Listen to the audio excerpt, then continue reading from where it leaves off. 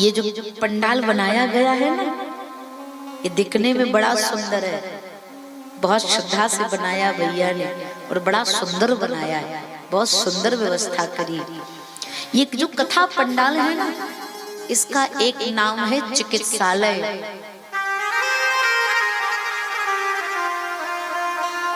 उत्तम भैया के पास तो वैसे हॉस्पिटल है, लेकिन ये भी चिकित्सालय है। इनके अस्पताल में जाने के बाद बॉडी का चेकअप होता है। यहाँ बैठने के बाद 7 दिन जब बैठोगे ना, तो आपके व्यवहार का चेकअप होगा।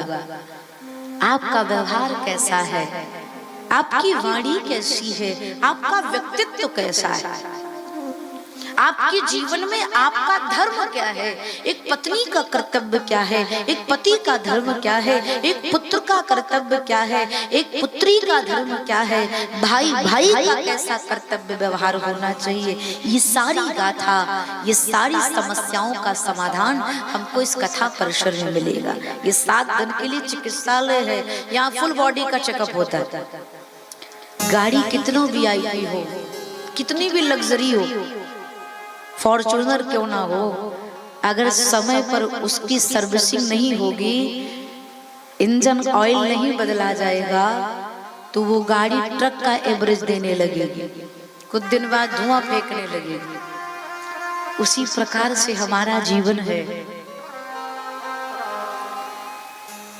बीच बीच में कथा परिसर में आना चाहिए, कथा सुनना चाहिए। जब कथा सुनोगे तो यहाँ का फिल्टर बदलेगा, है ना। मैं ये नहीं कह रही हूँ कि सब शौक छोड़कर कथा सुनने जाओ, ना ना, ऐसा नहीं है। संडे को छुट्टी मिलती है, एक संडे को रायपुर जाकर के थिएटर में पिक्चर देखिए, लेकिन दूसरे संडे जाकर किसी सत्संग हाल में बैठकर भगवान की कथा सुनिए। अगर ऐसा करोगे तब आपके जीवन का सामंजस्य बना रहेगा। मौज भी करिए, लेकिन अध्यात्म के साथ, आध्यात्मिक ऊर्जा के साथ। लेकिन ये भी है, कथा में आए, अच्छा बताओ, भोजन देखने से भूख मिटेगी कि खाने से? खाने से ना। हम कथा में बैठे हैं, इससे कल्याण नहीं होगा। 7 दिन कथा में बैठकर आए, खाए, गाए, चले गए, कल्याण नहीं होगा। कब तक हम कथा में बैठेंगे तो कल्याण कम होगा, लेकिन अगर कथा हमारे भीतर बैठ गई तो कल्याण होने में देर लगने वाला नहीं है। इसलिए कथा को अपने भीतर बैठाइए।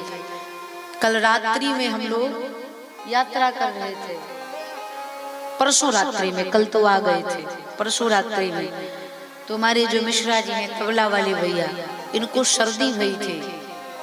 हमने कहा दवा लिए हो? तो बोले हाँ लिए हैं। हमने कहा आराम नहीं हुआ? बोले दवा लिए हैं लेकिन बैग में रखे हैं।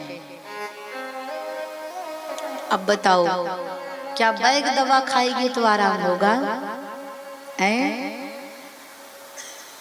आपको बुखार है, आप डॉक्टर के पास जाइए, डॉक्टर साहब दवाई दे, और डॉक्टर पुड़िया बनाकर अलमारी पर रखकर 5 अगरबत्ती लेकर दवाई के सामने दिखाइए, दवाई महारानी हमारा बुखार ठीक करो। ठीक होगा क्या?